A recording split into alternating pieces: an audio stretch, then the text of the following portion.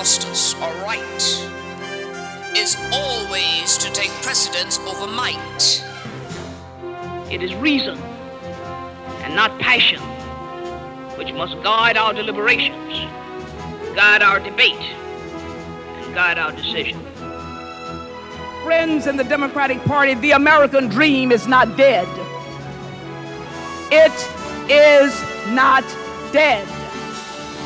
It is gasping for breath, but it is not dead. You know, it was an obvious plant, but so what? I was the beneficiary.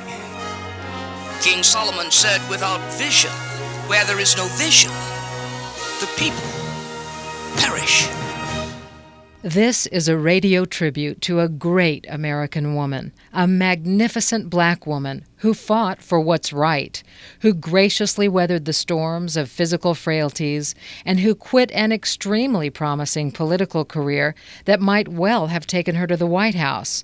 She quit when her intuition said it was the right thing to do. I'm Susan Vaughn. Barbara Charline Jordan was a voice that melted the heart and demanded the attention of the ear of those who listened. When she spoke, one could not help but tune in, as if some mesmerizing presence had taken control. What President Clinton said at her memorial was true. The poetry of her words and the power of her voice always stirred our national conscience. The power of that voice is perhaps even more awe-inspiring to those of us in this business as we seek a presence in the lives of our listeners. When Barbara Jordan spoke, it was like magic. We the people. It's a very eloquent beginning.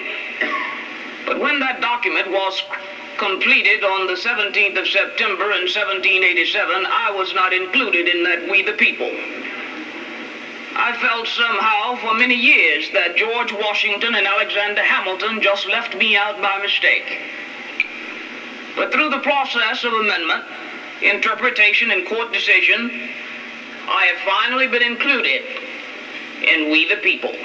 I was certainly taken with the gentlewoman from Texas, the state where everything's a little bigger, a little grander. That was the place where Jordan lifted herself from poverty by the bootstraps and created her very own congressional district. She was the first black to succeed in Texas politics following the Reconstruction years. She was a woman who refused to take the submissive role that the culture encouraged. And later, when she suffered physical disability, she seemed to take it as just another challenge. She spent her life with another woman, Nancy Earl, and never married. Born on February 21st, Jordan was a Pisces, an attorney, and a Democrat with a love for and a total belief in the Constitution of the United States. She actually carried a miniature version around in her purse on Capitol Hill. And it was her love of the promise of America, her extensive knowledge of the Constitution, and her gift of oratory that would bring her to the nation's attention. I must tell Jesus.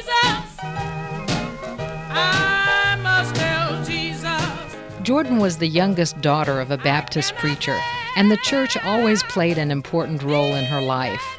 At Texas State University, she was an active student and a member of the debate team for 4 years. It was her involvement with the debate team that began a series of firsts, hallmarking her professional life. She was a member of the first debate team from a black university to compete in the forensic tournament at Baylor College. She took first place in junior oratory, one of many first-place trophies. Graduating magna cum laude in 1956, she got her law degree from Boston University 3 years later. Ultimately, she received honorary doctoral degrees from 25 colleges and universities. Jordan was elected to the Texas Senate in 1966, the first black elected to the Texas Senate in 83 years. In 1972, she was elected President Pro Tem of the Senate, and in the tradition of the Senate, served as governor for a day, the first black woman to serve as state governor in U.S. history, even though it was just for one day. BJ, as friends called her, grew up listening to her father every Sunday. She volunteered for the 1960 Kennedy-Johnson campaign, and local campaign officials put Jordan to work stuffing envelopes and making phone calls. When a campaign official was unable to speak at a local rally, Jordan volunteered. Her performance was so good, she was given a full-time job as a spokesperson for the campaign. 6 years later, she won election to the Texas state legislature, where she was known for her frankness and where her colleagues dubbed her the Voice. At the Democratic Convention of 1976, Jordan said it was an important gathering, especially for those of the female persuasion. This is a time for foot soldiers, not kamikaze pilots.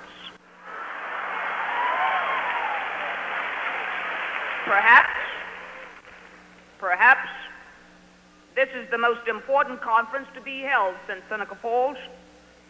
What occurs here and what does not occur here can make a difference in our personal and collective lives.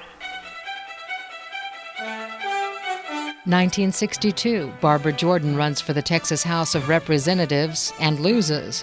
1964, she runs and loses again. But third time and another race in 1966 gets Jordan elected to the Texas State Senate, and she becomes the first black senator since 1883. Jordan is supported by Lyndon Johnson, who would later claim mentorship, and his support was crucial. She would be the only woman in the entire session.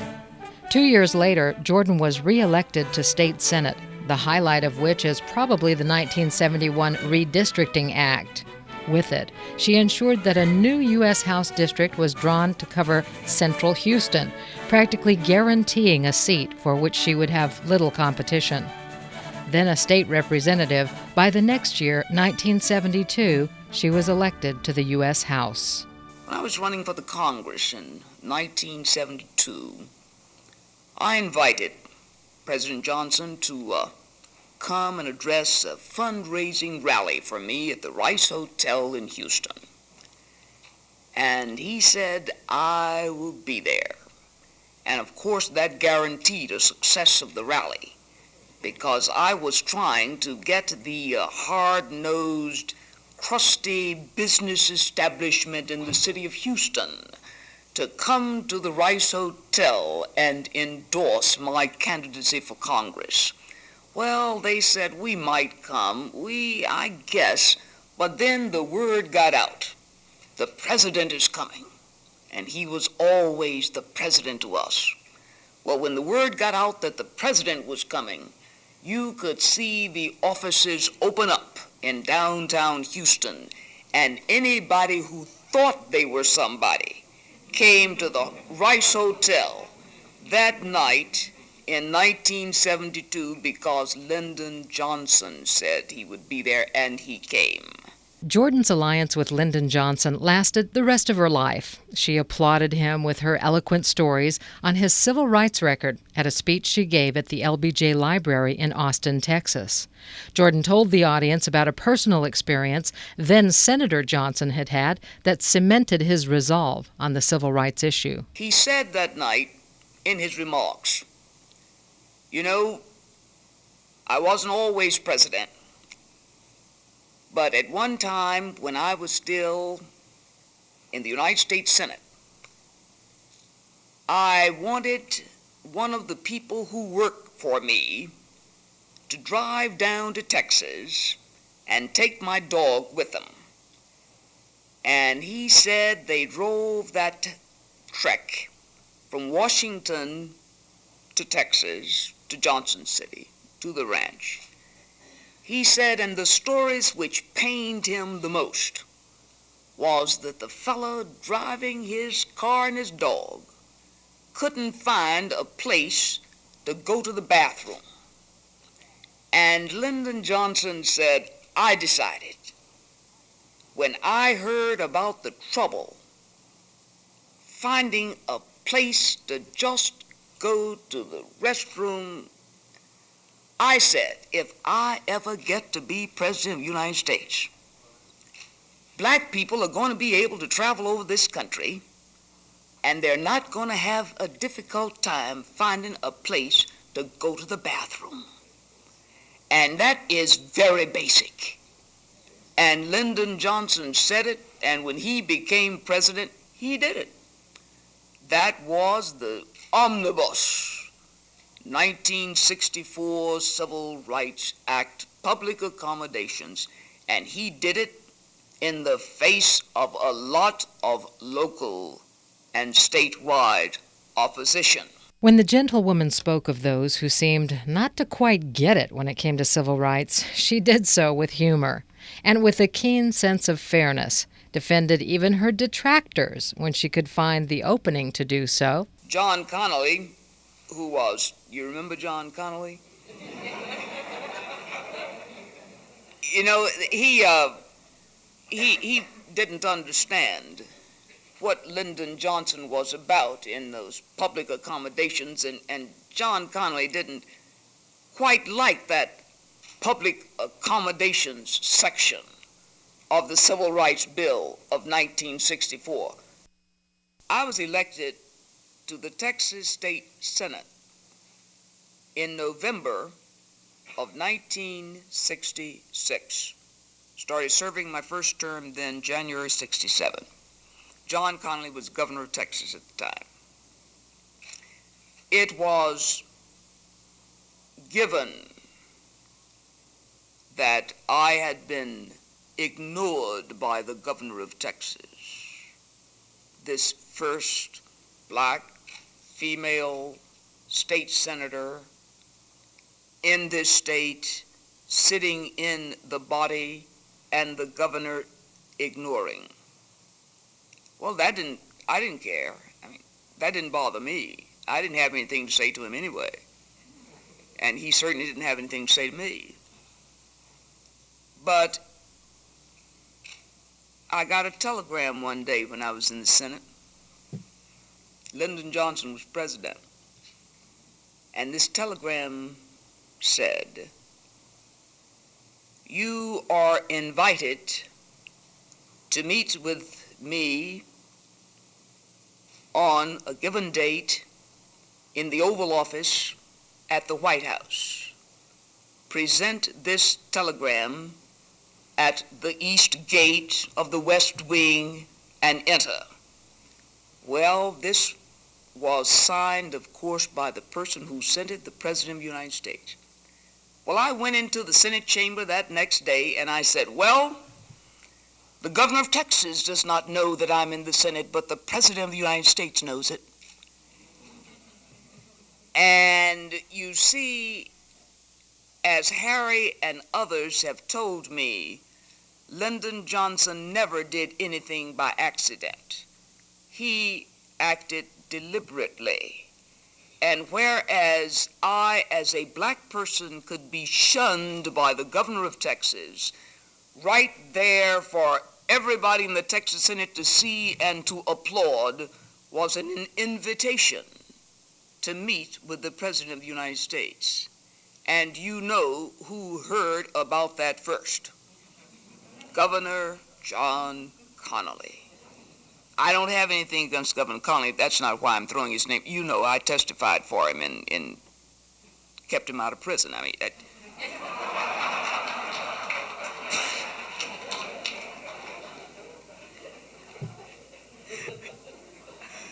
not really. The jury found him not guilty. I was a character witness. And the only thing I did was to say that this man has a reputation in Texas for truth and honesty, and certainly you can do that as a character witness. You're not testifying to the particulars of the crime. Her role as a character witness for Connally was most controversial. The former Treasury Secretary and ex-governor of Texas was accused of bribery and perjury. Because of the large number of blacks on the jury, Jordan's testimony was thought to be a key ingredient in his acquittal. Well, Barbara Jordan went to that White House meeting. The president wanted to talk about the 1968 Housing Act. She took her place around the table in the cabinet room, filled with well-known civil rights leaders of the highest magnitude. Jordan said to herself, "He doesn't know why I'm here, I'm sure." But as Johnson got into the agenda and finished what he had to say, he turned to Jordan, seated near the end of the table, and said, "Barbara, what do you think of this?" And that was an identity which he laid on me right there. And the next day, you know what happened? An article in Evans and Novak that said the star at the White House was Barbara Jordan.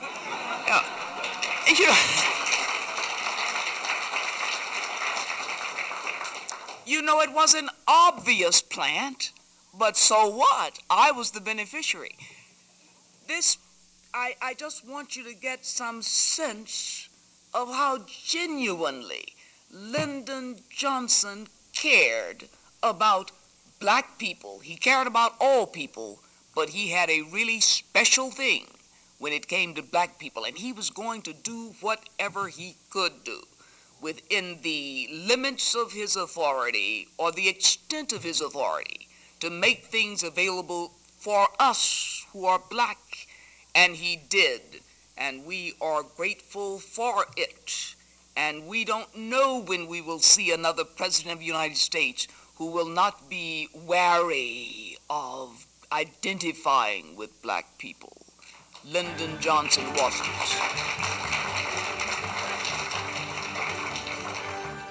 It was the overwhelming mandate of the constituents of the newly created 18th Congressional District of Texas that Barbara Jordan be their first representative in the U.S. House and the first black Texan in the U.S. Congress.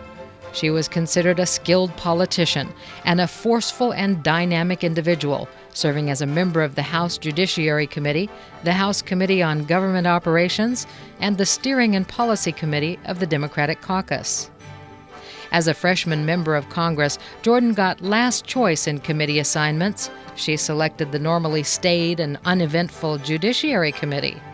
That choice would eventually make Barbara Jordan a star.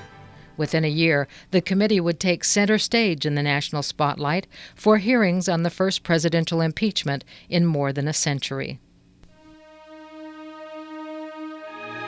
On June 17, 1972, a group of Nixon campaign workers were caught breaking into Democratic National Headquarters and the Watergate Hotel. The break-in made little news until a year later, when grand jury investigations, congressional testimony, and press articles revealed a trail of bribery, perjury, and intimidation pointing to the President of the United States. In May of the next year, 1973, Congress began hearings to determine whether to impeach the president, the height of which was an impassioned call for reason by a little-known first-term member of Congress, Barbara Jordan. After 14 months of investigating, the Judiciary Committee prepared to vote on whether or not to recommend impeachment. Each committee member was allowed a 15-minute statement. Order was determined by seniority, and Jordan was scheduled to appear late in the day. By 5 p.m., testimony still continued. Most speeches were marked by partisan assumptions of the president's guilt or innocence. While Jordan had listened attentively, she still had not decided what to say. During the dinner recess, she outlined what she believed were the main issues. Did the committee have the authority to investigate, and was an investigation warranted? At 10 till 2 in the morning, Congresswoman Jordan began her remarks. Earlier today, we heard the beginning of the preamble to the Constitution of the United States. We the people. It's a very eloquent beginning. But when that document was completed on the 17th of September in 1787, I was not included in that we the people. I felt somehow for many years that George Washington and Alexander Hamilton just left me out by mistake. But through the process of amendment, interpretation, and court decision, I have finally been included in we the people. Today I am an inquisitor, and hyperbole would not be fictional and would not overstate the solemnness that I feel right now. My faith in the Constitution is whole, it is complete, it is total. And I am not going to sit here and be an idle spectator to the diminution, the subversion, the destruction of the Constitution. It is wrong, I suggest, it is a misreading of the Constitution for any member here to assert that for a member to vote for an article of impeachment means that that member must be convinced that the president should be removed from office. The Constitution doesn't say that. The powers relating to impeachment are an essential check in the hands of the body, the legislature, against and upon the encroachments of the executive. The division between the two branches of the legislature, the House and the Senate, assigning to the one the right to accuse and to the other the right to judge. The framers of this Constitution were very astute. They did not make the accusers and the judges the same person. We know the nature of impeachment. We've been talking about it a while now. It is chiefly designed for the president and his high ministers to somehow be called into account. It is designed to bridle the executive if he engages in excesses. It is designed as a method of national inquest into the conduct of public men. The framers limited impeachment to high crimes and misdemeanors and discounted and opposed the term maladministration. Common sense would be revolted if we engaged upon this process for petty reasons. Congress has a lot to do. Appropriations, tax reform, health insurance, campaign finance reform, housing, environmental protection, energy sufficiency, mass transportation. Pettiness cannot be allowed to stand in the face of such overwhelming problems. So today we're not being petty. We're trying to be big because the task we have before us is a big one.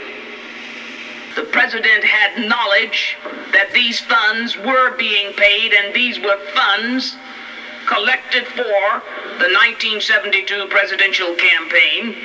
We know that the president met with Mr.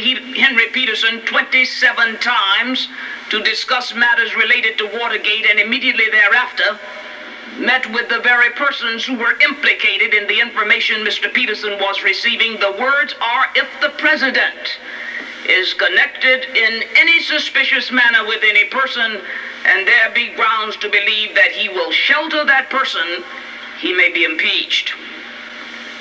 James Madison again at the Constitutional Convention.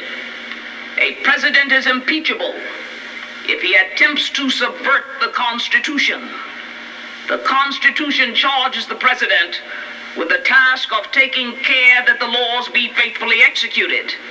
And yet, the president has counseled his aides to commit perjury, willfully disregard the secrecy of grand jury proceedings, conceal surreptitious entry, attempt to compromise a federal judge, while publicly displaying his cooperation with the processes of criminal justice. A president is impeachable if he attempts to subvert the Constitution.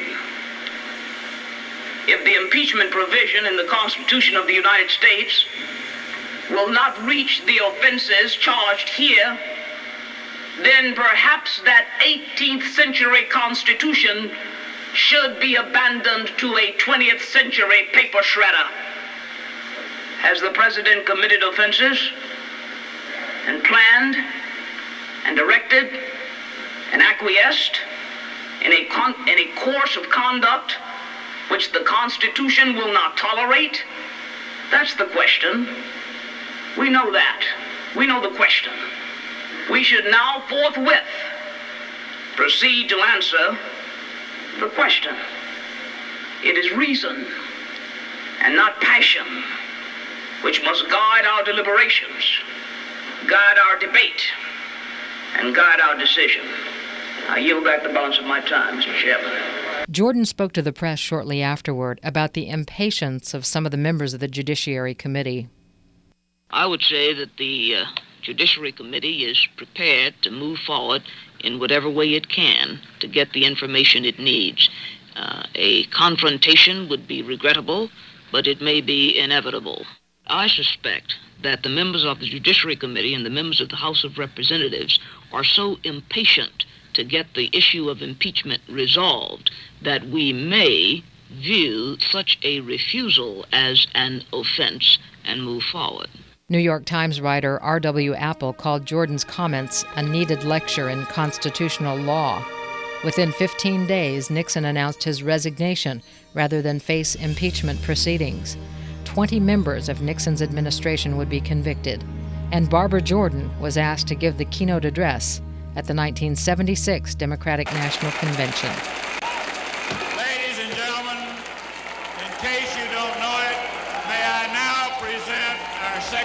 keynote speaker, the Honorable Barbara Jordan, Democrat of Houston, Texas.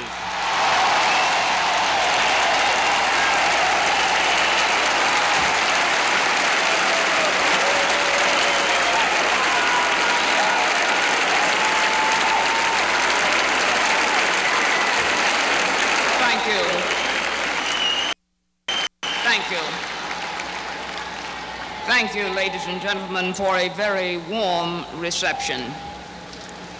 It was 144 years ago that members of the Democratic Party first met in convention to select a presidential candidate. Since that time, Democrats have continued to convene once every 4 years and draft a party platform and nominate a presidential candidate. And our meeting this week is a continuation of that tradition. But there is something different about tonight. There is something special about tonight. What is different? What is special? I, Barbara Jordan, am a keynote speaker.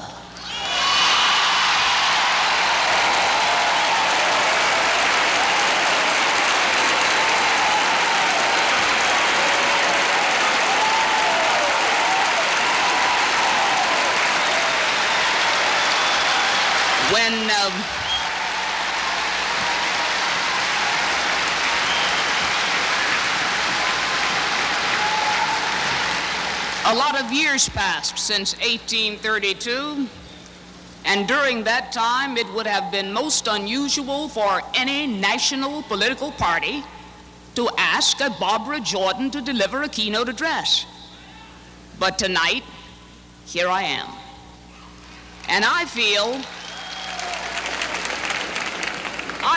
that notwithstanding the past, that my presence here is one additional bit of evidence that the American dream need not forever be deferred.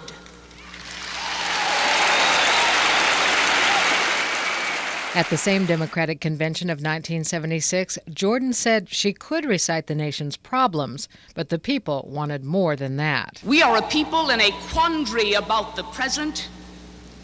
We are a people in search of our future. We are a people in search of a national community. We are a people trying not only to solve the problems of the present, unemployment, inflation, but we are attempting on a larger scale to fulfill the promise of America.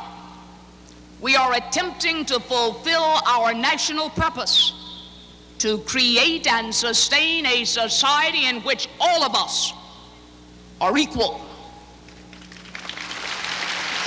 She spoke of the concept of governing, derived from our view of people, a concept deeply rooted in a set of beliefs, etched in our national conscience. She spoke of equal standing in the public forum, equality for all, privileges for none, inclusion versus exclusion.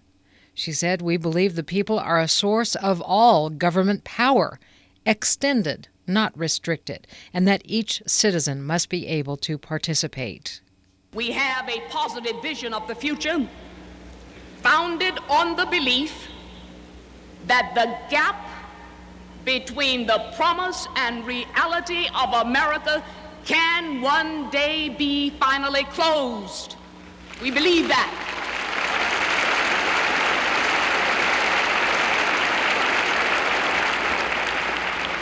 This, my friends, is the bedrock of our concept of governing. We can build a national community on this, she said, representing what America is all about. And Jordan also spoke of the role of public servants. We, as public servants, must set an example for the rest of the nation.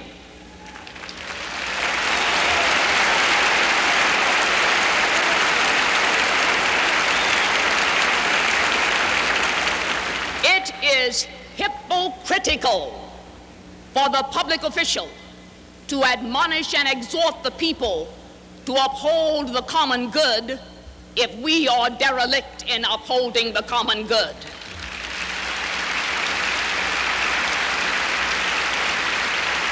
More is required.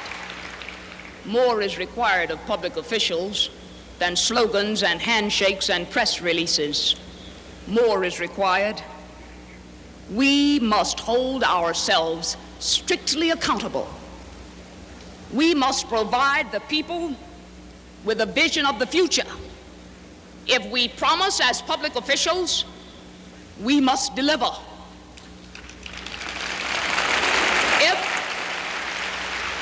If we as public officials propose, we must produce. If we say to the American people, it is time for you to be sacrificial, sacrifice. If the public official says that, we must be the first to give. We must be.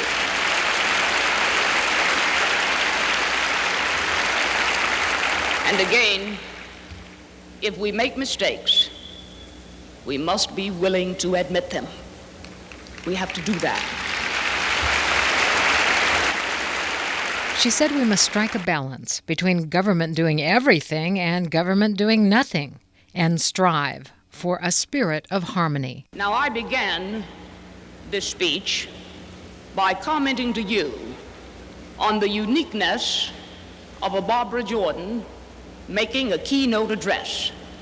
Well, I am going to close my speech by quoting a Republican president.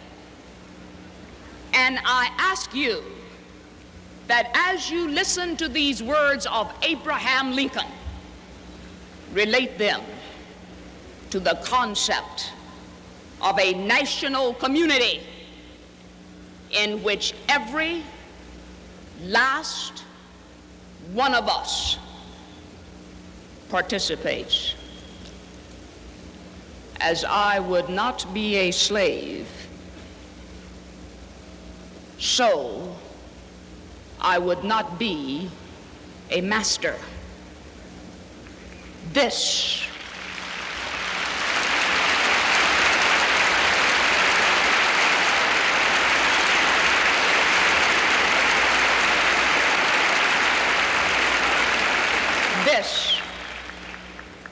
expresses my idea of democracy. Whatever differs from this, to the extent of the difference, is no democracy. Thank you.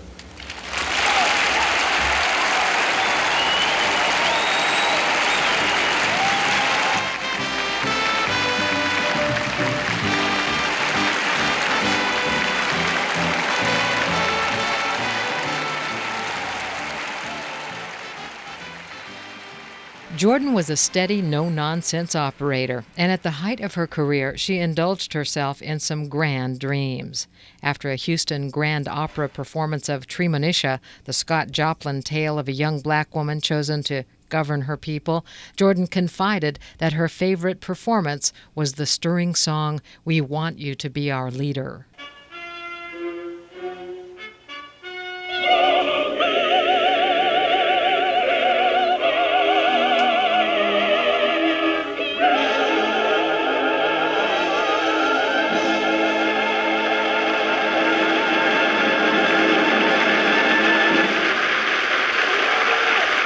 Just 1 year after the impeachment hearings, Jordan chose not to seek re-election. It was December 1977, and for the next 16 years, she would teach at the Lyndon Baines Johnson School of Public Affairs at the University of Texas at Austin.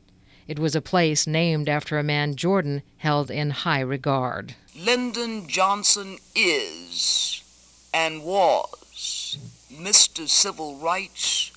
No other president can be as great as he was on the issue because the things have been done which have to be done legislatively.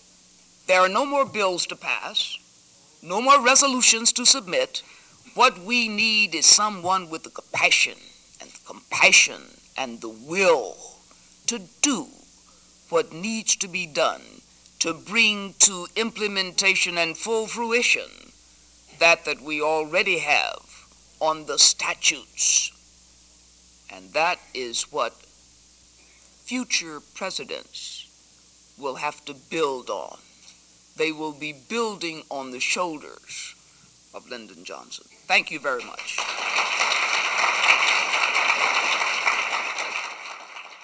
To the surprise of many, Barbara Jordan left public office to teach at the University of Texas.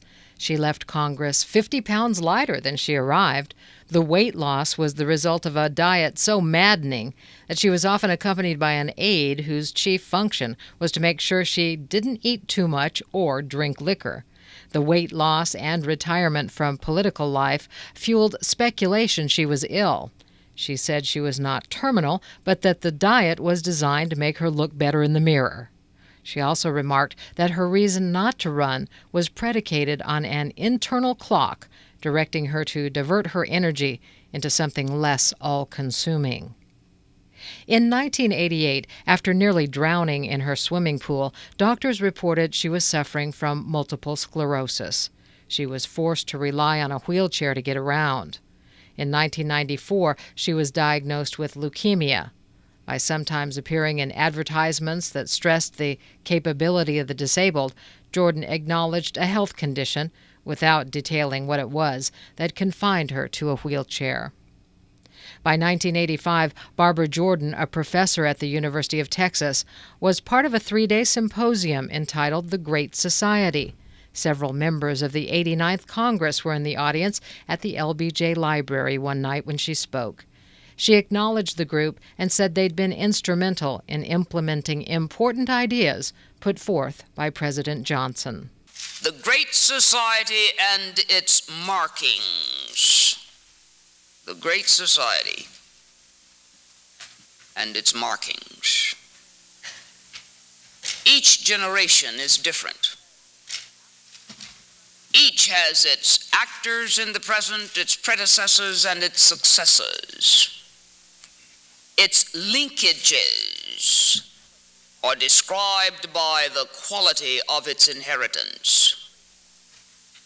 Each generation is marked by its people, its program, its promise. It is marked by its failures and achievements. Each generation leaves a legacy to succeeding generations. That legacy may be solid, etched as if in stone, or that legacy may be very fragile, house of cards, tumbling in the first gust of wind. Each generation has benchmarks which identify its essence. For some, those benchmarks are sabers and new ways to destroy the planet Earth. For others, those benchmarks may be reaping a harvest of hate, greed, avarice. And then there are those generations whose benchmarks are hope and opportunity and a passion for justice. The successor generation has a right to expect that its predecessor will leave for it its best institutions, its highest ideals, the most enduring of values. This expectation exists because there is a continuum of reciprocal rights, duties, obligations. Those reciprocal duties begin long before the birth of man and continue without ceasing. To guarantee that this reciprocity is honored, people consent to come together For what? People consent to come together for the protection of their person and effects, for an exchange of ideas, for safety, for creativity. People agree to come together to joint venture the future. There are two value strains which are common, running throughout each generation. Those two value strains are liberty and justice. Freedom, liberty, to be preferred over coercion. It is the individual who must be released to soar to the outer limits. Justice, or right, is always to take precedence over might. Governments, presidents, congresses, executive and legislative branches, the governors the people choose, must never cease in their search for right. The imperative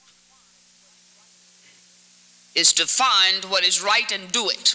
She re-spoke the words of President Johnson, who said each new generation had to reinvent anew the vision that would lead us as we search for a more perfect state of the Union. As she supported two programs she said were fundamental and essential, the Job Corps and Head Start, pointing out success stories in the audience. This, then, is the state of the Union, free, restless, growing, full of hope.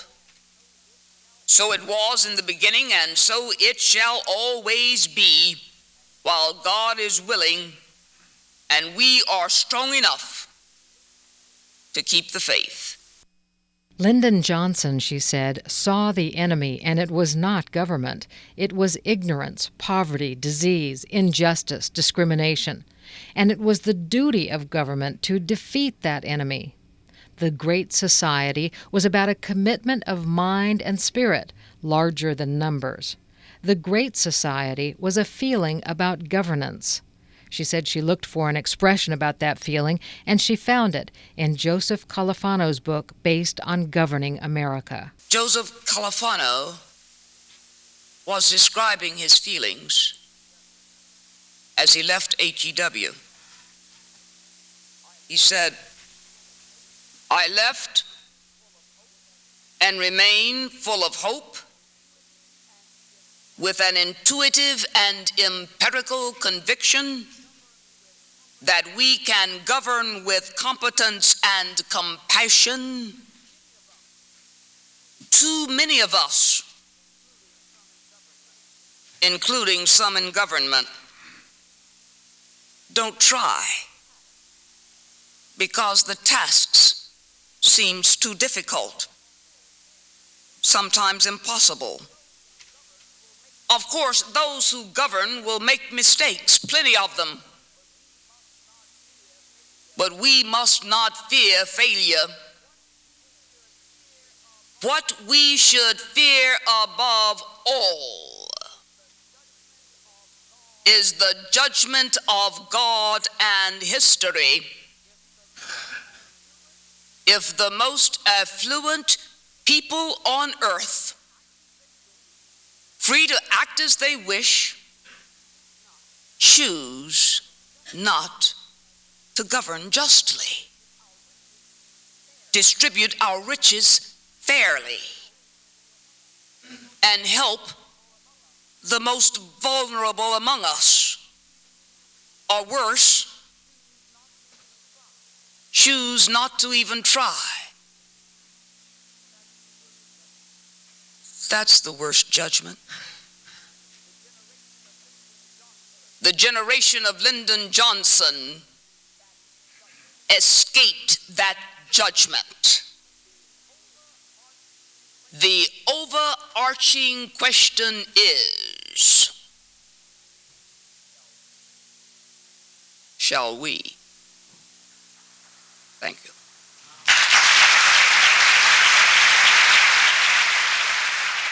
At a 3-day symposium in 1990, again at the LBJ Library, Jordan talked about the difference Johnson had made.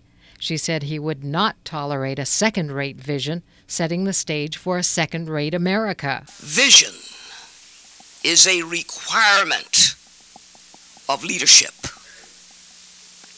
Without it, you become stuck in the present. You have no future, no goals, no ends. If you lack vision, you would appear to support whatever is wrong about right now. It would appear that you support all of the negatives which this present moment embraces.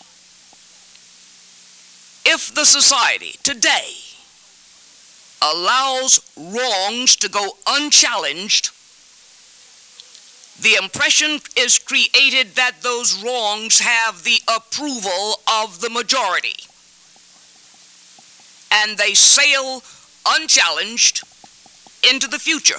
Wrong things sailing into the future if they are not presently challenged. LBJ, she said, attacked what was wrong persuasively and followed what's right.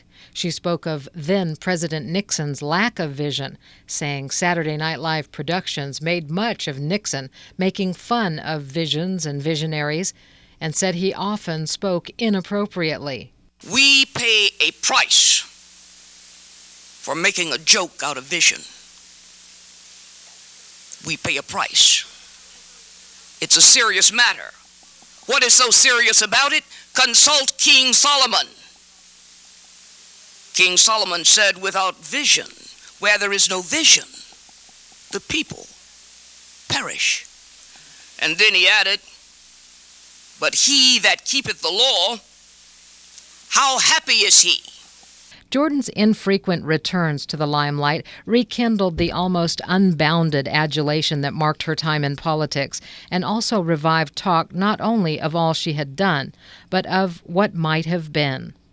She was asked again to be the keynote speaker at the Democratic Convention of 1992. That horizon of gender equity is limitless for us, and what we see today is simply a dress rehearsal for the day and time we meet in convention to nominate Madam President. For over 30 years, she actively contributed to the American dialogue, writing and speaking about critical issues that face Americans. In 1991, she was appointed as Special Counsel for Ethics by Governor Ann Richards. And in 1994, Jordan was appointed as Chairwoman of the U.S. Commission on Immigration Reform. The same year, President William Clinton awarded her the Presidential Medal of Freedom, the highest civilian award in the country. By their remarkable records of service and by their incredible spirit, we have all been enriched. Though a bold and powerful voice for many, Barbara Jordan reflected humility throughout her life, never forgetting her beginnings. We were poor, she said, but so was everyone else around us, so we didn't notice it. Cognizant of the role that education played in her success, she made time to talk with and inspire students across the nation. From the Congressional Record, California Senator Barbara Boxer memorialized Barbara Jordan on January 22, 1996, just after her death, noting that the two had become involved in politics at about the same time. Kennedy was running for president, and the winds of change were sweeping across a nation and inspiring a young generation of new leaders. Barbara Boxer said it was a different world for women then, one where the doors weren't nearly so open as they are today. And make no mistake about it, the doors are open wider today for women and for minorities because of the path cleared by Barbara Jordan. Her start in politics was quite humble. She was a self-described stamper and a dresser, and so many women started that way, behind the scenes, doing the mundane but essential labor of grassroots politics. But Barbara Jordan was not underestimated for long. Throughout her life, she was a voice for common ground, for the ties that bind, Hers were powerful, healing, uplifting words that challenged and inspired women and minorities, indeed all Americans, to reach for something higher and to believe in themselves and their own ability to change the world and make it a better place. Her life was a testament to that idea. Perhaps her most distinctive attribute was her magnificent voice, which seemed to belong to an Old Testament prophet. Senator Lloyd Bentsen, a fellow Democrat, also from Texas, said that during Jordan's impeachment speech, he looked down to see if she were reading from stone tablets. A political power broker, I. Norman Hall with a portrait in Pride. Educator, lawyer, and politician seems to sum up the work of Barbara Jordan. She was elected to Congress in 1972 after serving 6 years as the first black state senator in Texas since Reconstruction. In 1976, Congresswoman Jordan was included among the 14 names suggested to be Jimmy Carter's vice president. She graciously declined. It has been suggested that my name be placed before the convention to demonstrate in some symbolic way, and I underscore symbolic, the concerns of black Americans and women. I really have not much interest in being a symbol. In 1978, Jordan resigned from Congress unexpectedly amid reports of failing health. She went on to teach public policy and political ethics at the University of Texas. Norman Hall, ABC News. She grew up in the biggest ghetto in Texas with a strong sense of who she was and who she was fighting for. She was always on the side of people who never got a fair break, and she was absolutely convinced that this system, this democracy, if it lived up to its ideals, would provide liberty and justice for all. She never wavered in that faith, and she worked hard to make it true. My faith in the Constitution is whole, it is complete, it is total. I have finally been included in We the People. There was great power in Barbara Jordan's humility, and with an intuitive knowledge of the present and a gentle tolerance of the past, she made us aspire to lofty ideals set forth in the Constitution. Although ill in later years, her eloquence remained undiminished. She suffered from multiple sclerosis for years and was diagnosed near the end of her life with leukemia. Her death was attributed to pneumonia, believed to be a complication of the leukemia. The president went to her funeral in January of 1996. So did cabinet secretaries, members of Congress, 2 former governors, state officials, and scores of dignitaries, along with 1,000 of her friends, neighbors, and fellow worshipers at Good Hope Missionary Baptist Church in Houston. She was 59. Jordan lay at the center of the tribute just below the altar in an open, flag-draped casket flanked by flowers, freed at last from the physical tribulations that had tormented her later years. President Clinton saw the Medal of Freedom again around her shoulders as he passed by the casket, pausing to touch its mahogany edge. A dynamic leader, powerful politician, riveting orator, and pioneer for all, her impact transcends time, gender, and ethnicity. Barbara Jordan left timeless lessons of tenacity and perseverance for those who will follow in her footsteps for generations to come. And with a will of iron and a voice of gold, all our lives have been enriched by the life of Barbara Jordan. This radio tribute to the late, great Barbara Jordan was written and produced by Susan Vaughn, editor Dustin Rhodes. Special thanks to Philip Scott at the University of Texas at Austin's LBJ Library, Marilee Cox at ABC Radio News, and Sandra Parham at the library at Texas Southern University. This has been a special presentation of KVEC Radio News.